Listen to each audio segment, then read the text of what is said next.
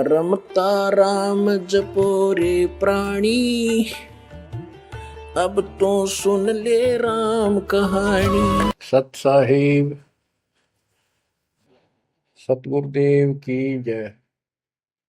बंदी छोड़ कबीर साहिब जी की जय। बंदी छोड़ गरीबदास जी महाराज जी की जय। स्वामी राम देवानंद जी गुरु महाराज जी की जय हो।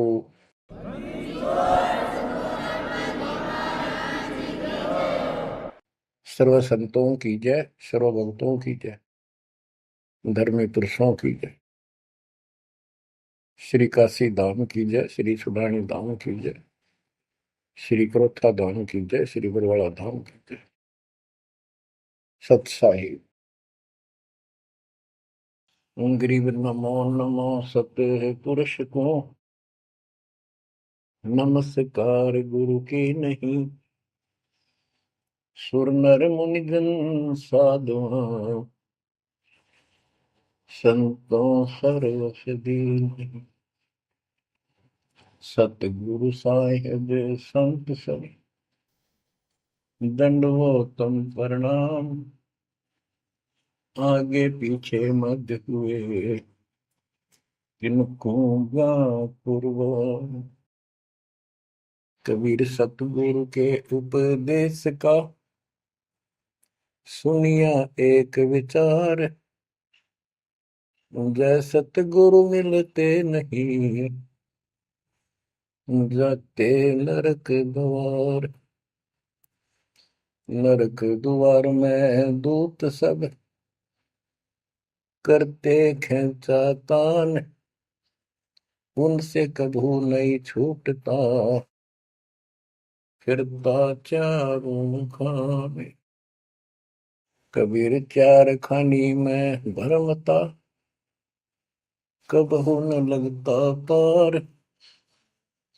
सो फेरा सब मिट गया, मेरे सतगुरु के उपकार।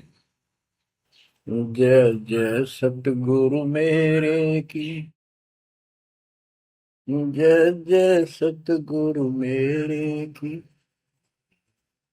सदा साहिबी सुख से वसियो,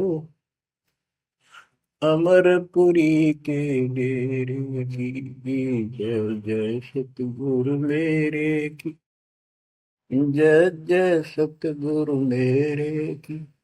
सदा साहिबी सुख से वसियो, सतलोक के डेरे।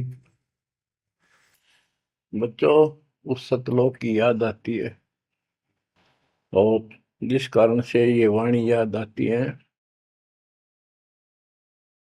तो शुक्र मनाया जाता है। आत्मा शुक्र मनाती है कि तुम तो सुख से जीवो, हमने तो कर्म फोड़ लिए। हम तो अपने कर्म भोग रहे हैं, तुम लक्की थे, समझदार थे, इस दुष्ट के बातों में नहीं आए। निर्विकार निर्भय तू ही, और सकल वैमान। जी साधो और सकल वैमान। सब पर तेरी साहिबी, सब पर तेरी साहिबी। तुझ पर साहिब नाम, निर्विकार निर्भय। आप अमर कथा सुन रहे हो, सत्यनारायण कथा सुन रहे हो, और आप कहीं भी बैठे हो, दाता ने कैसी दया कर दी। चलते फिरते बैठकर परमात्मा का गुणगान सुनो। बच्चों, ये सत्संग जो है, ये आध्यात्मिक पढ़ाई है, ये आध्यात्मिक शिक्षा है। इसको समझने के लिए भी काफी समय की आवश्यकता है। जैसे बच्चे स्कूल जाते हैं, यानी 15-16 वर्ष तक तो वो टोटली फ्री होते हैं। अपनी पढ़ाई करो, ट्यूशन लगवाओ, क्लास में पढ़ो। तो ऐसे करते करते वो विद्वान बन जाते हैं। डॉक्टर बन जाते हैं, इंजीनियर बन जाते हैं और बड़ी बड़ी शिक्षाएं प्राप्त कर लेते हैं। इसी प्रकार आपको ये आध्यात्मिक लेक्चर अटेंड करते रहना चाहिए। संसारिक काम भी करो, शिक्षा ग्रहण भी करो, लेकिन ये शिक्षा साथ जरूर ग्रहण करो। इसके बिना सब व्यर्थ है। वो तो सिर्फ पेट के लिए, रोजी रोटी के लिए जो भी कर्म हम करते हैं सब रोजी रोजगार के लिए होता है, और वो रोजगार हम करते करते नुकसान हो जाता है। सब कुछ करते करते हानि हो जाती है, कोई लाभ नहीं मिलता। इधर कमाते हैं, उधर रोग हो जाता है, यहाँ से कमाया उधर खत्म हो गया। तो परमात्मा के चरणों में आने के बाद, इसकी शरण आ जाने के बाद, तो ये इस तरह के कष्टों को कम कर देगा। परमात्मा की महिमा भी ना सुने, भक्ति ना करें और काम में ज्यादा ध्यान दें, कभी नुकसान ना हो जाए। और वो करते करते हो जाता है, फिर घर के रहते ना गांठ के। इसलिए काम अवश्य करो, पर इसमें नागा ना करो।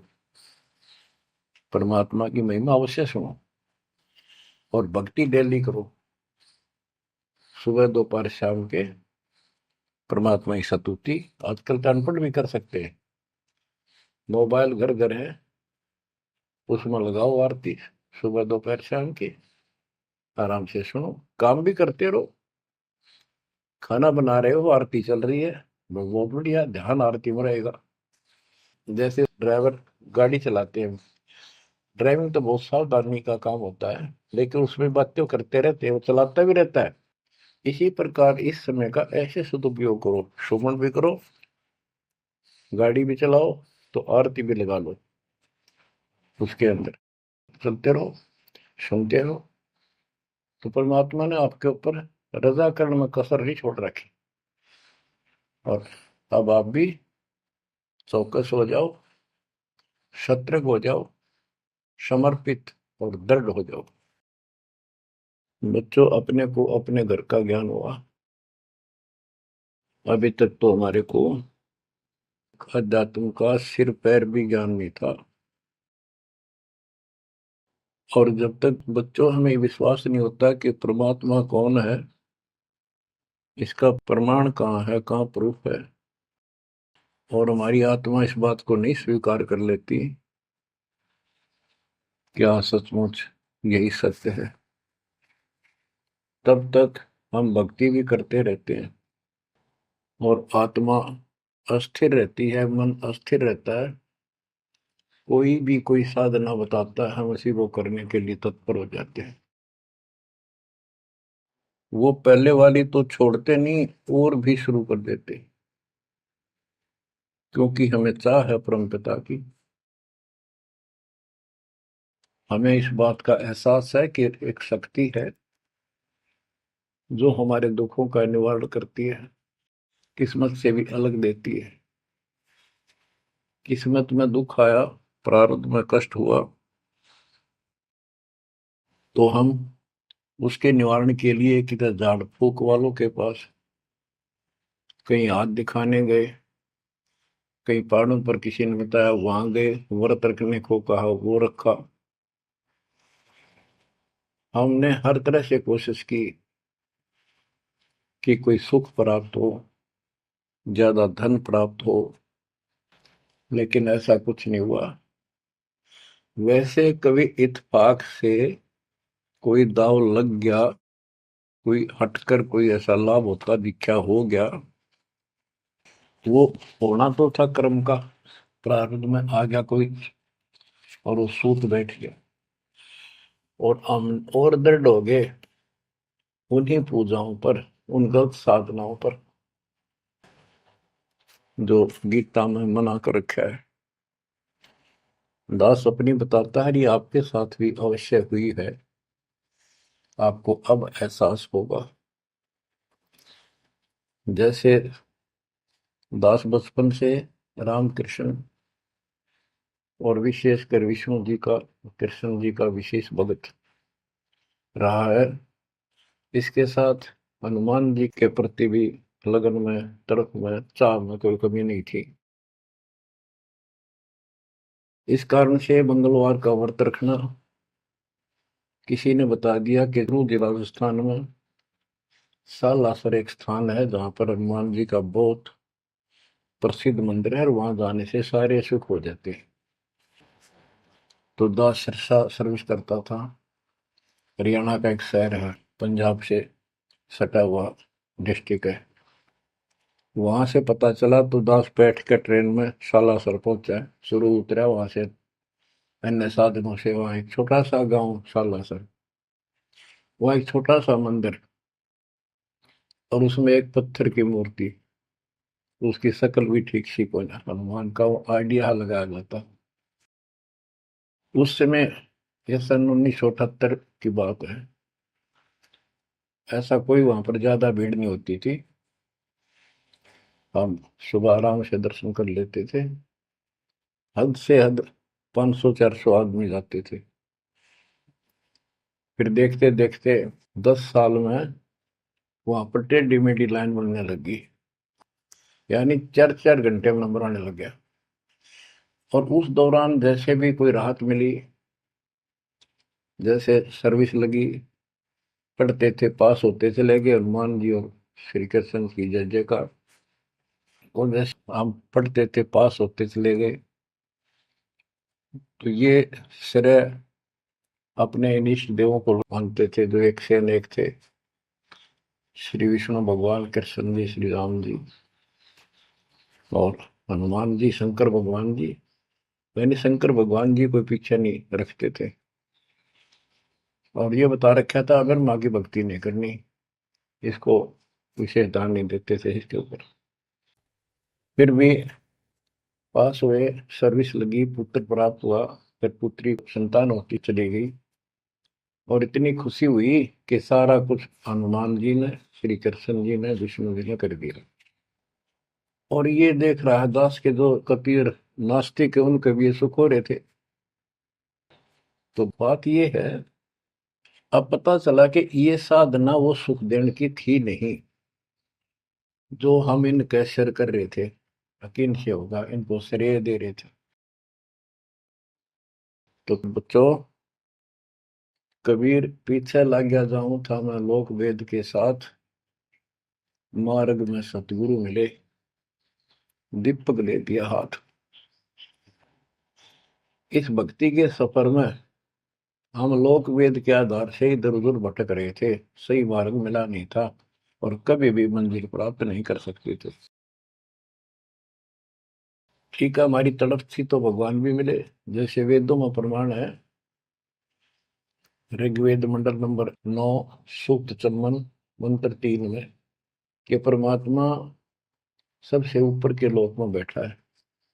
फिर ऋग्वेद मंडल नंबर 9, सूक्त 82, 1, 2, 3 में, ऋग्वेद मंडल नंबर 9, सूक्त 86 के 26-27 में। तो ये बताते हैं कि परमात्मा अच्छी आत्माओं को मिलता है, वहां से गति करके नीचे आता है, उनके संकट दूर करता है, उनको सच्ची राह दिखाता है अपने मुख कमल से। ऋग्वेद मंडल नंबर 9, सूक्त 96 के 16 से 20 तक, ऋग्वेद मंडल नंबर 9, सूक्त 94 का मंत्र 2, 95 का मंत्र नंबर 1। इन सब में मिलाकर एक निष्कर्ष निकलता है कि परमात्मा ऊपर से गति करके आते हैं और यहाँ अच्छी आत्माओं को मिलते हैं। एक कविता, काव्यों यानी लोकोक्तियों, शब्दों, वाणियों, साखियों के माध्यम से अध्यात्म ज्ञान अपने मुख कमल से बोलकर सुनाते हैं। और वो एक कवि की तरह आचरण करते हुए वर्जम घूमते फिरते और अपने मुख कमल से वाणी बोल करके भक्ति की प्रेरणा करते हैं और गुप्त भक्ति के, परमात्मा की साधना के गुप्त मंत्रों को आविष्कार करते हैं, मंत्रों का आविष्कार करते हैं। जैसे गरीबदास जी ने बताया है, कबीर साहब बताते हैं, गरीब सोहम शब्द हम जग में लाए, सार शब्द हमने गुप्त छिपाए। यानी सोहम शब्द किसी भी ग्रंथ शास्त्र में, जिनको हम शास्त्र मानते रहे हैं 600 साल पहले पहले, उनमें नहीं है। और सोहम नाम का प्रचलन बहुत पहले से चल रहा है, पर इन किताबों में नहीं था। क्योंकि कबीर साहब कहते हैं, हम बैरागी ब्रह्म पद सन्यासी महादेव, सो हम मंत्र दिया शिव जी को करे हमारी शेर। उनको ज्ञान समझा सबको। ज्ञान इतना गजब का है, एक बार आत्मा जरूर पकड़ लेती है और नाम की भी इच्छा करती है, तो उस समय जब परमात्मा अपने ज्ञान सुना रहे होते हैं, काल निकल जाता है उस आत्मा से, और आत्मा ध्यान से सुनती है, सत्य मान लेती है। तो इन्होंने ब्रह्मा जी ने, विष्णु जी ने, शिव जी ने, सबने नाम दे दिए। इनमें सॉफ्टवेयर लगा दिया परमात्मा ने। विष्णु जी में हरियम का, शिव जी में सोम का, ब्रह्मा में ओम का, और वही आज हमारे को लगा दिया। अब हम अपना काम इनसे डायरेक्ट ले रहे हैं। तो कहने का भाव ये है कि जिस समय परमात्मा अपना ज्ञान सुनाते हैं, काल भाग जाता है। परमात्मा के वहां से आते ही काल प्रवेश कर जाता है, उनकी बुद्धि को फेर देता है। इसी कारण से दोबारा इन्होंने परमात्मा की वाणी सुनी नहीं, विचार नहीं सुना, और ये धोखा खा गई। हमने भी बहुत बार धोखा खा लिया, शंखों बार हम ये कष्ट उठा चुके और ये धोखा खा चुके हैं। अपने भगवान को छोड़कर इन बकवादा में बड़े रहे। मानुष जन्म पाएकर खोवे, सतगुर विमुखा युग युग रोए। बच्चों, गिरीश सतगुर संगत छोड़कर लाख वर्ष जप कीन, इंद्रिय क्रम ना मोक्ष होए, अरे काल के आदि। जैसे आपको बार बार समझाया जाता है कि सतगुरु से विमुख होने के बाद हम आज से 600 वर्ष पहले परमात्मा से विमुख हुए थे। उसके बाद हम पता नहीं किन किन धर्मों में जन्मे, कभी भक्ति की कभी ना की।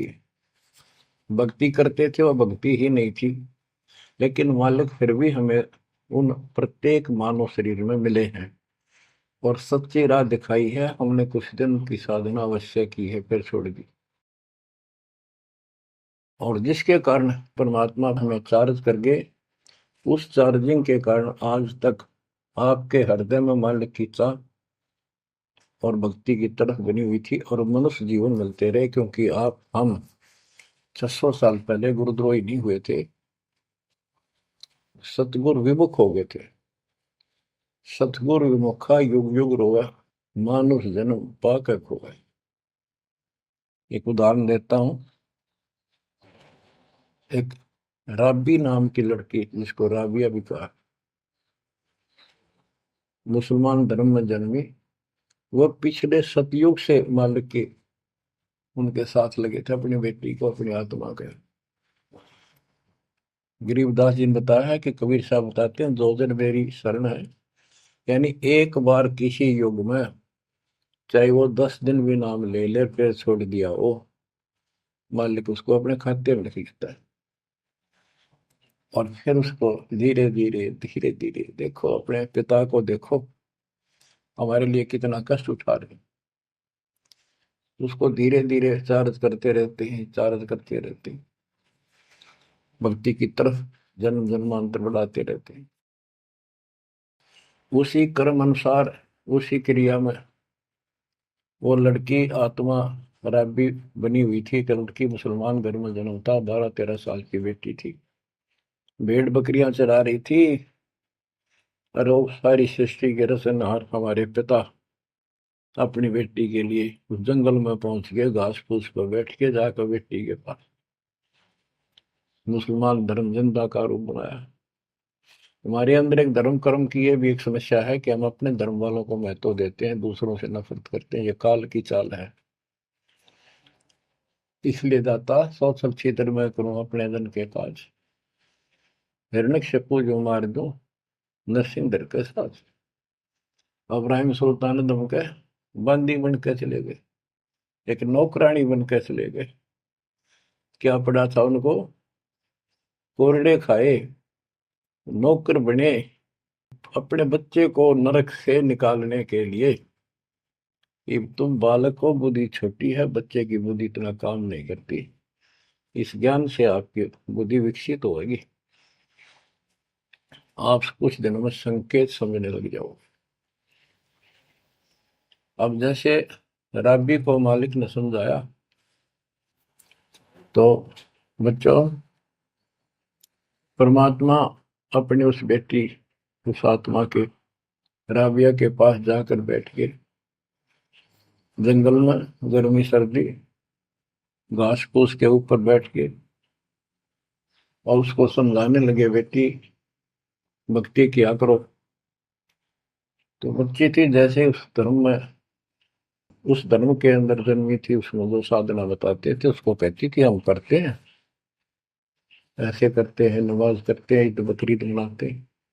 तो परमात्मा ने उनको काफी समझा, कई दिन लगातार जाते रहे, ये चले जाते फिर आ जाते।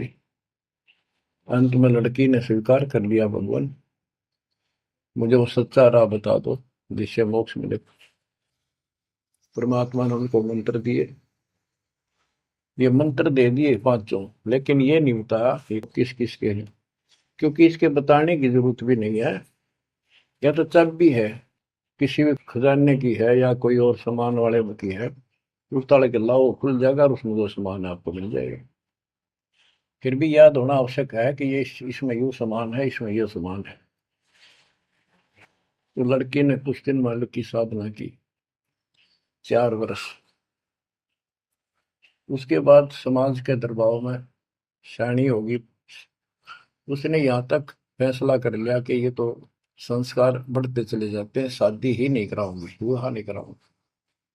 उसने निकाह करने से मना कर दिया। माँ बाप ने कोशिश की, लड़की जवान होगी, लेकिन बिल्कुल स्पष्ट शब्दों में कह दिया, मैं विवाह नहीं करूंगी, मैं अल्लाह खुदा को प्राप्त करूंगी। माँ बाप परेशान हो गए कि बच्ची है, इसने तो जिद लगा ली, और इसका जीवन कैसे पार होगा, कैसे पास होगा, तो हो ही नहीं सकता। बच्चों ने कहा, बेटी या तो निकाह कर लेना, हम दोनों मरेंगे। लड़की ने सोचा, चल माता पिता की हत्या का क्यों सिर पर दोष लूं, आगे अपने पति से बात कर रहे हैं। निकाह हो गया। मुसलमानों के अंदर लड़की से अपनी राय पूछी जाती है विवाह के समय कि क्या आपको ये विवाह मंजूर है, निकाह कबूल है। लड़की यस कर देती है तो विवाह होता है, न तो नहीं होता। ये स्वतंत्रता बेटी को है। उसने यस कर दी, विवाह होगा। उनका पति बहुत बड़ा अधिकारी था, अफसर था, साहब था। मुसलमानों में एक से अधिक विवाह भी हो जाते हैं, सामान्य बात है। तो उसने यही विचार किया था कि तो शादी और कर लेगा, वहां दबाव बनाऊंगी, ना तो मर जाऊंगी और क्या इलाज है। तो उसने अपने पति से अपना उद्देश्य बता दिया, मैं भक्ति करना चाहती हूँ, मेरी कतई तमन्ना नहीं है कोई शादी और बच्चे पैदा करने की। यदि आप मेरे साथ जबरदस्ती करोगे तो मैं सुसाइड करूंगी। उनका पति भगवान से डरने वाला मुसलमान था, वास्तव मुसलमान था। उसने कहा, राबिया आपने निकाह कबूल क्यों किया, ये बता। उसने कहा कि मेरी मजबूरी थी, मेरे माता पिता मर जाते, मैं वो दोष नहीं लेना चाहती थी, उनका भी काम बन गया। कि आप बताओ आपका क्या इरादा है। मेरा फाइनल है, या तो मौत या अपनी भक्ति करूंगे। इतना दृढ़ विश्वास देखकर उसने कहा कि राबिया कोई बात नहीं, आप भक्ति करो, मैं अल्लाह के मार्ग में बात नहीं बन सकता, मैं भी भगवान से डरने वाला हूँ। लेकिन जैसे आपकी लोक लाज के कारण आपके पिता की समस्या प्रबल थी, इसी प्रकार समाज हमारा भी है, लोक लाज हमें भी है। आप मेरी दृष्टि में मेरी तरफ से तो मेरी सिस्टर होगी, समाज की दृष्टि में मेरी वाइफ बन के रहना होगा। वो बोली मुझे मंजूर है। उसके लिए अलग व्यवस्था कर दी, अपनी भक्ति कर, किसी चीज की कमी नहीं आने देंगे। उसने अपनी और शादियां कर ली। अब वो 50 साल की होगी। सब देखा कि ये तो बिल्कुल देवी का रूप है, पलक भी उठाकर नहीं देखती। ये पिछले संस्कार थे, वो बैटरी चार्ज थी, उसमें चाह थी, आगे बैटरी लगी नहीं है, धीरे धीरे नष्ट होगी। या रोड मारा काल मारी, ये बहुत बड़ा षड्यंत्र है। सतगुरु कबीर साहब ने इसको कोई खोल नहीं सकता, इसे बचा भी नहीं सकता। इसलिए सतगुरु की शरण नहीं छोड़नी चाहिए। उसने अपने पति, जो संसारिक दृष्टि के पति से कहा कि मैं हज करने जाना चाहती हूँ। उसने कहा अच्छी बात है, जाओ, और कोई व्यवस्था ऊंट घोड़े की करवा देता हूँ, उस पर आराम से बैठ कर जाइए। बोली नहीं, मैं पैदल जाऊंगी, क्योंकि ये आस्था हमारी भगवान के प्रति अहंकार में नहीं, ऐसे जावा तो और बढ़िया है, ये वो शुरू से धारणा है। उस समय साधन भी नहीं होते थे, ऊंट घोड़े होते थे, रेगिस्तान में ऊंट ही चलते थे। वो बोली नहीं, मैं पैदल जाऊंगी। राबिया पैदल जा रही थी। रास्ते में कुआं था, उसको बाल्टी और रस्सा नहीं था। एक कुतिया वहां पर बहुत बुरी तरह रो रही थी, कभी कुएं की तरफ जा रही थी, राबिया के चरणों की तरफ आ रही थी। वो समझ गई कि प्यासी है, और साथ में बच्चा है, मरेगी की बच्चे भी मरेंगे। आओ देखा ना ताओ देखा, दया बिना दरवेश कसाई। वो दरवेश थी, संत थी, दयालु थी, असली मुसलमान थी। उसने अपने बाल पाड़े सिर के, रस्सी बनाई लंबी, वो 100 फुट नीचे पानी होता था, और फिर अपने कपड़े निकाल कर शरीर के उसके बांध कर नीचे भिगो के बाहर टपकाए। निचोड़े एक मटके के टूटे हुए पात्र में कुतिया ने जी भर का पानी पिया, और लड़की ने अपने जो सिर के बाल पड़े, थोड़ा बहुत खून निकला था, रक्त, ब्लड को साफ किया, कपड़े पहन लिए, मक्का के लिए चलने लगी। वो मंदिर उठ के मक्का कुएं के साथ आकर खड़ा हो गया। लड़की ने तो जाना ही मक्का में था, एकदम प्रवेश कर गई। उधर इब्राहिम सुल्तान अदम की पहले बॉडी में वो आत्मा गई हुई थी, क्योंकि परमात्मा उनको भी प्रेरित करते हुए आ रहे थे। जो इब्राहिम सुल्तान अदम बाद में सम्मान बना, तो जिनको ये ज्ञान हो जाता था, वो अपने धार्मिक मेलों में जरूर जाते थे औरों को समझाने के लिए। तो इब्राहिम सुल्तान अदम गाड़ी आत्मा वहां गई हुई थी, लोगों में चर्चा हुई, वे मक्का गया कहाँ, हद होगी, मंदिर ही नहीं है यहाँ पर। तब अब्राहिम सुल्तान अदम कहता है, गरीबदास जी बताते हैं, सुल्तान अदम मक्के गया, मक्का नहीं मकान, गया रांड के लेन को यूं कह अदम सुल्तान। लोग बोले रे क्या बोल रहा था, फिर इतने में वो मक्का वापस आ जाता है, और उसमें से राबिया निकली। राबिया देखी, लोग भाग कर प्रवेश किया, देखा तो एक राबिया ने, एक लड़की, उसने अपना परिचय दिया। पूरे मुसलमान समाज में ये बात फैल गई, चर्चा का विषय बना कि भक्ति हो तो राबी जैसी, भक्ति हो तो राबी जैसी, जिसके लिए मक्का उड़कर चला गया जहाज के समान, एयरप्लेन के समान। तो वह हज के लिए गए हुए व्यक्ति इब्राहिम सुल्तान से बोले, अरे भले आदमी, तो एक देवी को क्या कह रहा था, गया रांड के लेने को, नो कह तुम सुल्तान, एक नकमी आत्मा को जो मक्का लेने गया है। तेरा तो भाई दिमाग खराब हो गया, इसी देवी के बारे में ऐसे शब्द बोले, तुझे पाप लगेगा, दोजख में जाएगा। तब उसने उनको बताया, ये कभी आत्मा इसके लिए आए थे, इसको वहां मिले थे ऐसे ऐसे, और इसने वो सत भक्ति छोड़ दी। क्योंकि परमात्मा साधु रूप में कहीं प्रकट हो जाते हैं, ये उनका एक नियम है, अच्छी आत्माओं को मिलते रहते हैं। तो उस अब्राहिम सुल्तान वाली आत्मा को बताया था कि ऐसे एक राबी नाम की बेटी है, उसको भी मैंने ज्ञान दिया, पर नालायक ने वह भक्ति छोड़ दी, दुख पाओगी। तो उसने बताया कि इसको सत भक्ति मिली थी, डरे डोना ही है यार, उस पिछली साधना के कारण ये सब कुछ हो रहा है। परंतु उन लोगों के अमन में कहाँ समाने वाली थी अब बात, दो अक्षरों में। उस जीवन को पूरा करके वो लड़की, वो आत्मा अगले जन्म में एक बांसुरी नाम की लड़की बनी, जन्म हुआ, धार्मिक शब्द सुनाया करती थी, बड़ी परमर्थ की प्रेरणा थी, उसमें भी अनमैरिड रही वो। और यहां तक विचार कर लिया कि ये सुना है मक्के में जो मरता है वो सीधा जन्नत में जाता है, स्वर्ग में।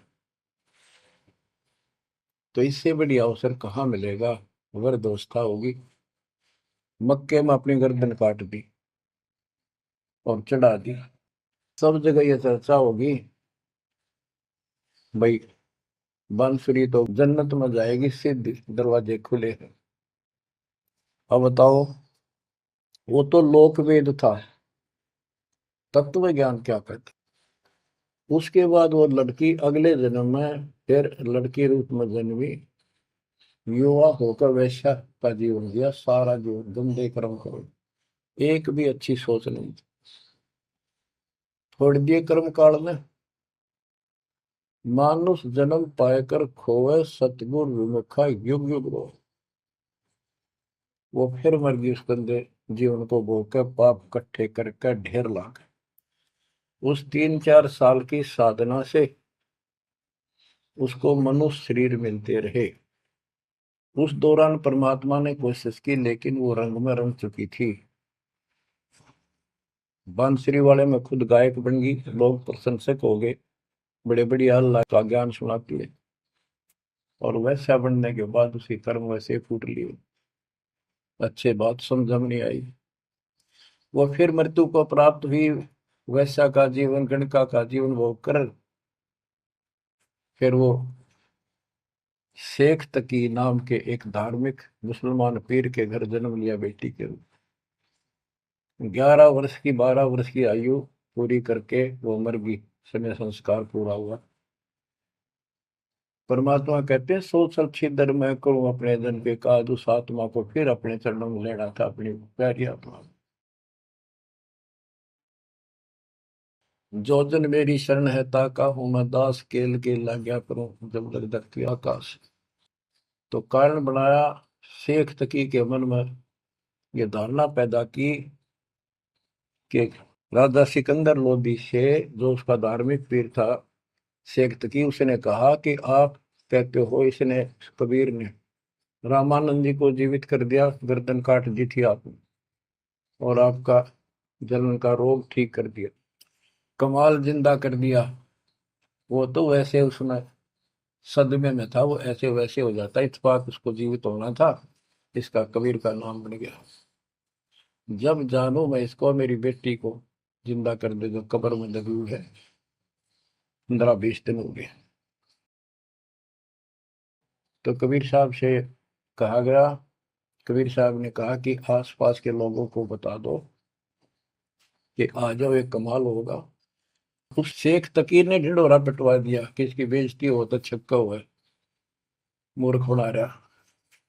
उधर कबीर साहब ने कह दिया कि भाई खूब बुला लो, आस पास जितने बुला सकते हो, सबके सामने देखते हैं परमात्मा की क्या रजा होती है। हजारों व्यक्तियों के सामने कबीर साहब ने कहा, एक शेख तकी की बेटी जीवित हो जा। कब्र खुलवा दी, उसमें 100 पड़ा था। कहा एक शेख तकी की बेटी जीवित हो जा, लड़की नहीं जीवित हुई। फिर दोबारा कहा, फिर भी जीवित नहीं हुई। शेख तकी नाचन लग गया, खुल गई पोल डोंगी की। देखो ये बकवाद करता था, सुन लो भाई, है डोंगी पाखंडी झूठा। तो परमात्मा ने कहा कि शेख तकी तू कोशिश कर ले। तो और दूसरे बोले जी ये कुछ करने जोगा होता था अपनी बेटी ने कौन मिट्टी में दाबा है, आप कर दया करो। तब कहा है कबीर की बेटी जीवित हो और बाहर आ बेटा।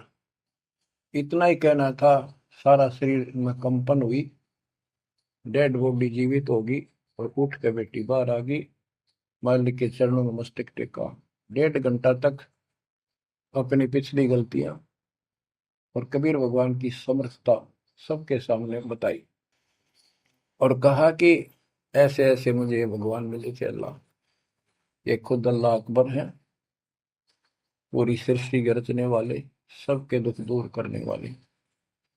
मेरे कर्म फूट गए, मैं इनको छोड़कर ऐसे ऐसे गंदे जीवन जी के मैं आज फिर इनकी कृपा हुई, मैं कोई मनुष्य जीवन शेष नहीं था।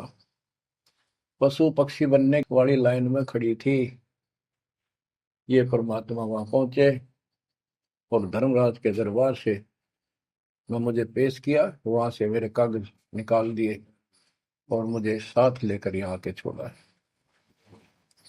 बोलो सतगुरु देव की जय हो, बंदी छोड़ कबीर साहिब की जय हो।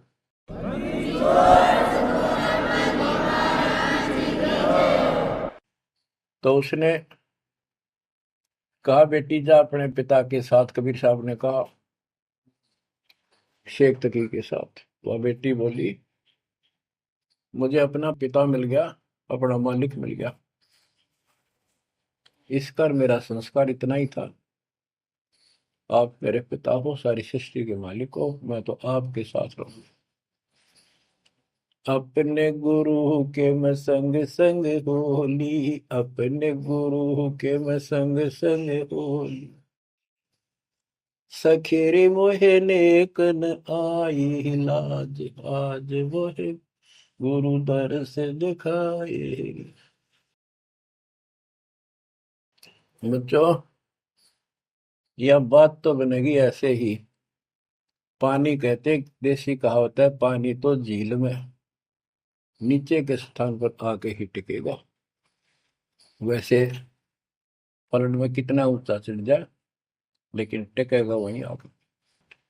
मन का तूफान बकवादों का, कहीं धक्के खा लो, आके बात बनेगी सतगुरु शरण। तो कहते हैं गरीबदास जी का है, गरीब सतगुरु संगत छोड़कर लाख वर्ष जबकि इंद्रिय कर्म ना मोक्ष हो, रहे काल के आखी।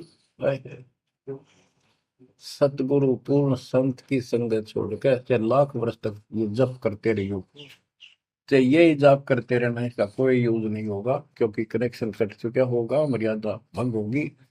गुरु बिन माला फेरते, गुरु बिन देते दान, गुरु बिन दोनों निष्फल है, वो व्यर्थ जाएंगे। बच्चों परमात्मा हमारे लिए भटक रहे हैं, इन पिछली गलतियों से सबक लो, इनको फिर से ना दोहराना। जैसे आपको बताया है कि कबीर भगवान है, ये सारी सृष्टि के रचने वाले हैं, ये हमारे पिता, हमारे जनक है, हमारे कष्टों को दूर करने वाले संकट मोचन यही है। लेकिन हम इनको छोड़कर अन्य उपासना करते रहे हैं। जैसे गीता अध्याय 16 श्लोक 23 और 24 में स्पष्ट कर दिया है कि शास्त्र विधि को त्याग कर जो अपनी मर्जी से इच्छा से मनमाना आचरण करते, मनमानी साधनाएं करते हैं जो शास्त्रों में प्रमाणित नहीं है, उनको न तो कोई सुख हो, न कोई सिद्धि प्राप्त हो, कार्य सिद्ध हो जिससे, और न उनकी गति यानी मोक्ष हो। तो भक्ति करते इसी के लिए है। ये तीनों नहीं हुए तो उस भक्ति का फायदा क्या, लड़ाई ढोने वाली बात। तो बच्चों आपको बताया, सभी वेदों और ग्रंथों से सिद्ध कर दिया कि कबीर भगवान है। वेदों को तो पूरा विश्व मानता है और हिंदू समाज तो इस पे कुर्बान है। उसके बाद दूसरा नंबर गीता, वेदों से भी प्रथम आ चुकी है वर्तमान में, क्योंकि इसमें ज्ञान बिल्कुल संक्षिप्त में और बहुत तीर्थाई सीरीज में। तो इसलिए इनमें सबसे आपको प्रमाणित कर दिया कि कौन सी भक्ति करनी है, कौन सी ना करनी है। गीता अध्याय श्लोक 23 में, तो 16 के 23 में तो बता ही दिया कि शास्त्र विधि को त्याग कर मंगनाचरण करते हैं, उनको कोई यूज नहीं। 24 में कहा कि इससे तेरे लिए अर्जुन शास्त्र ही प्रमाण है। कर्तव्य जो साधना करने योग्य है और अकर्तव्य जो ना करने वाली है, इन्हीं के आधार से करो। गीता अध्याय 9 श्लोक 25 में कहा कि भूत पूजने वाले भूतों को प्राप्त होंगे, पितर पूजने वाले पितरों को प्राप्त होंगे, देवताओं की भक्ति करने वाले देवताओं को प्राप्त होंगे, और मेरी भक्ति करने वाला मुझे प्राप्त होगा। अपनी साधना का पूरी गीता में 8वें अध्याय के 13वें श्लोक में एक मंत्र बताया है, ओम इति एक अक्षरम। ओम इति एक अक्षरम व्यवहारण माम मम ब्रह्म अनुसमरण। ओम इति एक अक्षरम मम मम ब्रह्म यह पर्याप्ति तजन देव से याति परमात्मा। मुझ ब्रह्म का केवल एक ही मंत्र है जिसका जाप करना अंतिम सांस तक जो इसकी साधना करता है, वो मेरे से इस ओम से प्राप्त होने वाली गति को प्राप्त होता है। वो गति कौन सी है, इसके लिए आपको, क्योंकि ये एक लेक्चर है, पीरियड है जो दास आपको दे रहा है, और इसमें टीचर पहले दिन से लेकर 1 साल तक यह पढ़ावा है, तब जा करके बच्चों के दिल में स्वभावत है 100 बार पढ़ा ले तो भी पढ़नी पड़ती है, तभी उसके ऊपर विश्वास उतर जाता है, वो हृदय में जम जाती है। श्री देवी भागवत के 6ठे स्कंद में हिमालय राजा को वो देवी का परम भगत था, कुछ बातें नहीं हो रही थी, तो उसने कहा मुझे मोक्ष दो। धन तो बहुत दे दिया आपने, तो उसने कहा मोक्ष, ये झूठ बोले ने ज्ञान तो है नहीं, और उस भक्ति का ज्ञान इनको, क्योंकि उन्हें वो खत्म कर दिया जो मूल ज्ञान था, सूक्ष्म वेद का वो पार्ट हिस्सा। तो इसने कहा कि ओम का जाप कर। राजा हिमालय से श्री देवी ने कहा, दुर्गा ने, ओम का जाप कर और सब बात छोड़ दे, वो ब्रह्म दिव्य आकाश रूपी ब्रह्म लोक में रहता, उस ब्रह्म को प्राप्त हो जाओगे, तुम्हारा कल्याण हो। गीता अध्याय 8 श्लोक 16 में बताया है कि ब्रह्म लोक में गए वे भी सब पुनरावृत्ति में है। गीता चारों वेदों का सारांश है, ये वेद है। जितना इसमें वेदों वाला ज्ञान है वो सत्य है, कुछ काल ने अपना मिलावटी किया है, वो अलग दिखाई देता है, वो केवल युद्ध कराने के लिए अटकलबाजी इसने की है, और बीच में अपना तड़का भी लगाया है। वो साफ निर्णय हो गया, क्योंकि सूक्ष्म वेद सब कुछ है, उससे सभी छट गया अलग अलग से, ये गलत है, ये ठीक है। तो ब्रह्म लोक में गए हुए भी पुनरावृत्ति में पुनर्जन्म होता है। गीता अध्याय 4 श्लोक 5 में इसने स्पष्ट कर दिया, अर्जुन तेरे मेरे बहुत जन्म हो चुके हैं, तू नहीं जानता नहीं है। गीता अध्याय 2 श्लोक 12 में यही 10 के 2 में बताया कि मेरी उत्पत्ति तो हुई है, लेकिन ये ऋषि देवता नहीं जानते, क्योंकि ये मेरे से उत्पन्न हुए।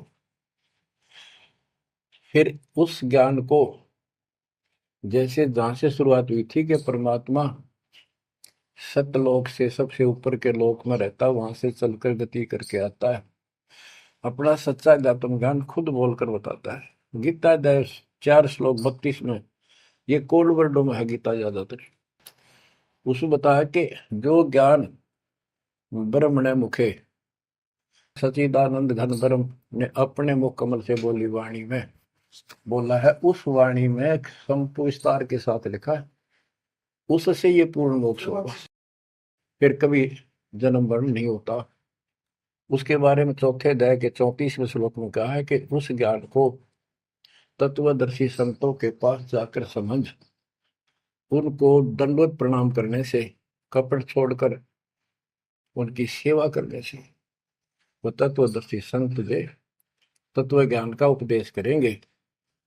गीता अध्याय 15 श्लोक 1 में स्पष्ट कर दिया है, जो इस उल्टे लटके हुए संसार रूपी वृक्ष की के सभी विभाग का नारा नारा ज्ञान बता देता सभी विभागों का पार्षद, स वेदवित वो वेद के तात्पर्य को जानने वाला है। गीता अध्याय 15 श्लोक 4 में कहा है कि उस तत्व ज्ञान के प्राप्त होने के पश्चात उस तत्व ज्ञान रूपी शस्त्र से इस ज्ञान को काट कर, यानी तत्व ज्ञान को ठीक से समझकर उसके पश्चात परमेश्वर के उस परम पद की खोज करनी चाहिए, जहां जाने के बाद साधक फिर लौटकर संसार में कभी नहीं आते, और उसी की भक्ति करो जिसने सारे संसार रूपी वृक्ष को बनाया है, सृष्टि रची है। बच्चों, ये है वो तत्व ज्ञान, ये है वो मूल ज्ञान, सार ज्ञान निष्कर्ष निकाल के रख दिया गया है। अब गीता बोलने वाले ने कहा है कि उस तत्व ज्ञान के अंदर सब कुछ निष्कर्ष है, उसको समझो। यही कुरान शरीफ के अंदर, कुरान मजीद के अंदर सूरत फुरकानी 25 आयत 52 से 59 में यही स्पष्ट किया है। वो कबीर नाम का परमात्मा है जिसने सारी सृष्टि रची, जिसने सब आपको संतान माता पिता का रूप दिया, सबके कर्मों को वो काटने वाला है, सबके कर्मों को ठीक से जानता है। 6 दिन में सृष्टि रच के जो 7वें दिन तक पर जा विराजा, उसकी खबर किसी बाखबर से पूछो। गरीबदास जी कहते वेद कतेब एक है भाई, और वेद कतेब का ज्ञान है दूर, वो संतों का मार्ग दूर। ये अधूरा ज्ञान है, जब इसमें स्पष्ट है ही नहीं, जब ये कह दिया कोई और बताओगा तो वो और अब आपके सामने है, आपको प्राप्त हो चुका है। अब भी बच्चों नहीं समझोगे तो कौन सी विधि अपनाएं जो आपकी आंखें खोले। कबीर द्वार धनी के पड़ा रहे, धक्के धनी के खावे, 100 काल जो ही पर द्वार छोड़ नहीं जावे। अब आपने इतना करना है, इस ज्ञान को समझकर मालिक से दूर ना होना, सतगुरु विमुखा मत हो जाना। इसमें आपको अच्छा लगे चाहे कोई कष्ट लगे, वो कष्ट भी गॉड गिफ्ट होगी। हो सकता है पता नहीं कौन सा पाड़ सा कष्ट आपका हल्के में टल रहा हो, पर जल्दी ना करया करो। और तो धरती पर कहीं जा रही हो तुम्हें कभी राहत नहीं मिलेगी। तो बच्चों, मानत ना मन मोरा साधो, मानत ना मन मोरा रे, बार बार मैं ये समझाऊं जग में जीवन थोड़ा रे, बार बार मैं ये समझाऊं जग में जीवन थोड़ा।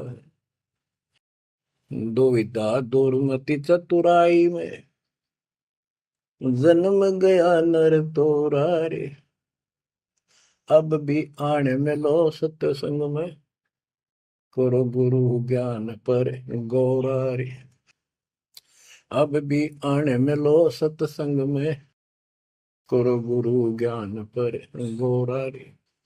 शरण पड़े को गुरु संभाले, जाने का बालक भोला रे। कहे कबीर तुम चरण चित राखो, जो सोई में डोराए। कहे कबीर तुम चरण चित राखो, जो सोई में डोरा रे। मानत ना मन मोरा साधो, मानत ना मन मोरा रे, बार बार मैं ये समझाऊं जग में जीवन थोड़ा रे। बच्चों, जैसे धागा सुई में चिपका रहता है, ऐसे लटके रहियो परमात्मा के दास के चरणों, मोक्ष मिलेगा सत साहिब।